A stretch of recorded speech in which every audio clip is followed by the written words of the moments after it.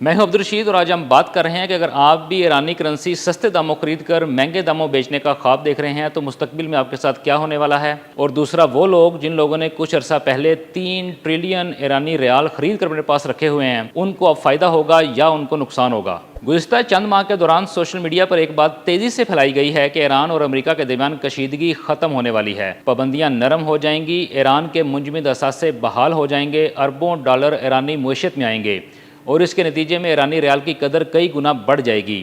اسی امید پر پاکستان میں بڑی تعداد ایسے لوگوں کی تھی جنہوں نے ایرانی ریال خریدنا شروع کر دیا۔ ایک محتاط اندازے کے مطابق ایران امریکہ حالیہ کشیدگی کے دوران تقریباً 3 ٹریلین ایرانی ریال جو ہیں وہ پاکستانی عوام نے اربوں روپے سے خریدے اور اپنے پاس محفوظ کر لیے۔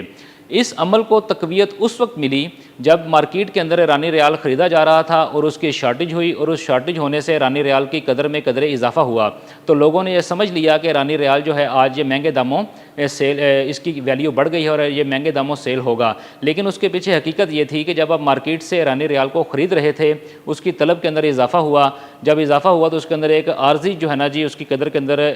بڑھاوا آیا،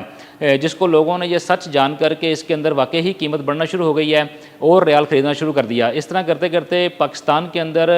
اربوں روپے پاکستانی کرنسی سے لوگوں نے تقریباً 3 ٹریلین ایرانی ریال جو ہیں وہ خرید کر اپنے پاس رکھے۔ ایران دنیا کے ان ممالک میں شامل ہے جن کے پاس تیل اور قدرتی گیس کے ذخائر بہت بڑی تعداد میں موجود ہیں، لیکن کئی برسوں سے بین الاقوامی پابندیاں، بینکنگ نظام پر پابندیاں، مہنگائی، سرمایہ کاری میں کمی اور ڈالر کی محدود دستیابی نے اس معیشت کو شدید متاثر کیا ہے۔ آج ایران میں ایک امریکی ڈالر جو ہے خریدنے کے لیے تقریباً 18,15,000 ایرانی ریال درکار ہوتے ہیں۔ موازنہ کریں تو کشیدگی سے پہلے یہی شرح تقریباً 16,23,000 ریال فی ڈالر تھی، جبکہ مئی اور جون میں جب پاکستان میں زیادہ تر افراد ایرانی ریال خرید رہے تھے تو اس وقت تقریباً اس کی شرح جو تھی وہ 17 لاکھ ایرانی ریال ایک ڈالر کے برابر تھے۔ یعنی اگر آج ڈالر خریدنے کے لیے پہلے سے زیادہ ایرانی ریال درکار ہیں تو اس کا مطلب ہے کہ ریال مضبوط نہیں بلکہ مزید کمزور ہوا ہے۔ کسی بھی ملک کی کرنسی اس وقت مضبوط ہوتی ہے جب اس ملک کی برآمدات بڑھتی ہیں، جب اس ملک میں غیر ملکی سرمایہ کاری آتی ہے،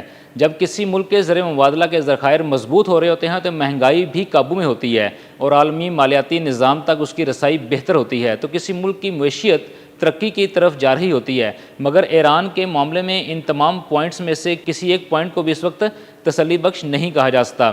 جب تک بنیادی عوامل بہتر نہیں ہوں گے تب تک صرف افواہوں کی بنیاد پر کرنسی خریدنا ایک بڑا خطرہ ثابت ہو سکتا ہے۔ میری رائے میں اگر کسی نے سوشل میڈیا کی پوسٹ دیکھ کر ایرانی ریال خریدا ہے تو اسے دوبارہ جذبات کے بجائے اعداد و شمار اور معاشی حقائق کو دیکھتے ہوئے اب قدم اٹھانا ہے۔ یاد رکھیں، کرنسی میں سرمایہ کاری دنیا کی سب سے خطرناک سرمایہ کاری میں شمار ہوتی ہے۔ یہاں منافع بھی ہوتا ہے اور نقصان بھی اتنی ہی تیزی سے ہوتا ہے۔